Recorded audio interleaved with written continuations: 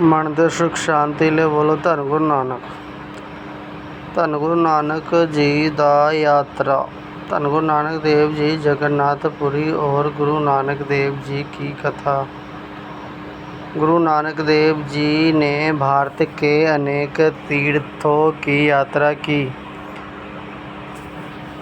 इन्हीं यात्राओं में से एक जगन्नाथपुरी गए। उस समय वहाँ भव्य आरती की तैयारी हो रही है। मंदिर में हजारों श्रद्धालु उपस्थित थे। पुजारी सोने चांदी के दीप लेकर गए। शंख और घंटियाँ बजाने लगे। वातावरण भक्तिमय हो गया। सभी लोग खड़े होकर आरती देखने लगे। गुरु नानक देव जी की शांत भाव से बैठे रहे। यह देखकर कुछ लोगों का आश्चर्य हुआ। पुजारियों ने उनसे खड़े होने का आग्रह किया। गुरु जी मुस्कुराते रहे। उन्होंने किसी का अपमान नहीं किया।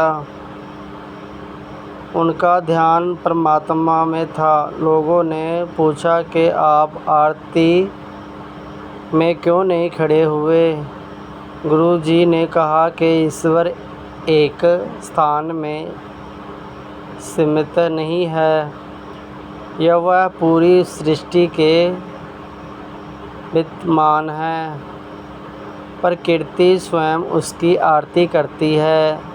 गुरु जी ने दिव्य आरती का वर्णन किया। उन्होंने गगन में थाल रविचंद बने दीपक तारिका मंडल जनक मोती धूप मल्याण करो पवन चबरो करे की वाणी का उच्चारण किया। आकाश को आरती की थाली बताया। सूर्य और चंद्रमा को दीपक कहा। तारों को मोती बताया। हवा और हवा को चवर बताया। जंगलों के फूलों को पूजा की सामग्री कहा। पूरी सृष्टि ईश्वर की महिमा गा रही है। यही आरती किसी एक मंदिर तक सीमित नहीं, यह हर समय चलती रहती है। पुजारी ध्यान से सुनने लगे। भक्त की शांत हो गए। गुरु जी की प्रेम कथा संदेश दिया। उन्होंने कहा कि सच्ची भक्ति मन से होती है। बाहरी दिखावा पर्याप्त नहीं है। ईश्वर प्रेम से प्रसन्न होता है। जात का अहंकार छोड़ना चाहिए। सभी मनुष्य समान है। परमात्मा सबका एक है। किसी से भेदभाव नहीं करना चाहिए। सत्य का मार्ग अपनाना चाहिए। ईमानदारी से जीवन जीना चाहिए। नाम का सिमरन करना चाहिए। मेहनत की कमाई खानी चाहिए। दूसरों के साथ बांटकर खाना चाहिए। यही सच्चा धर्म है। गुरु जी ने किसी धर्म का अपमान नहीं किया। उन्होंने प्रेम और सत्य का संदेश दिया। उनकी वाणी सबको प्रभावित कर गई। कई लोग भावुक हो गए। पुजारियों ने भी सम्मान प्रकट किया। गुरु जी ने विनम्रता का उपदेश दिया। उन्होंने कहा कि अहंकार सबसे बड़ा शत्रु है। मन को पवित्र रखना चाहिए। ईश्वर यह जगह मौजूद है। उसे पाने के लिए सच्चा हृदय चाहिए। मंदिर मस्जिद और तीर्थ सम्मान के योग्य हैं, परंतु परमात्मा उनसे भी विशाल है। सृष्टि उसका घर है। हर प्राणी इसका रचना है। पेड़ पौधे उसकी, नदियाँ उनका गुणगान करती हैं। पर्वत उनकी शक्तियों बताते हैं। समुद्र उसकी महानता दर्शाते हैं। सूर्य उसकी ज्योति का प्रतीक है। चंद्रमा उसकी शांति का प्रतीक है। तारे उसकी सुंदरता दिखाते हैं। हवा उसका संदेश फैलाती है। फूल उसकी खुशबू बिखरते हैं। पूरी प्रकृति उसकी आरती करती है। गुरु जी की संदेश आज भी अमर है। यह घटना सिख इतिहास में प्रसिद्ध है। गगन में थाल आज भी गाया जाता है। यह वाणी गहरी आध्यात्मिक शिक्षा देती है। इससे ईश्वर की व्यापकता समझ आती है।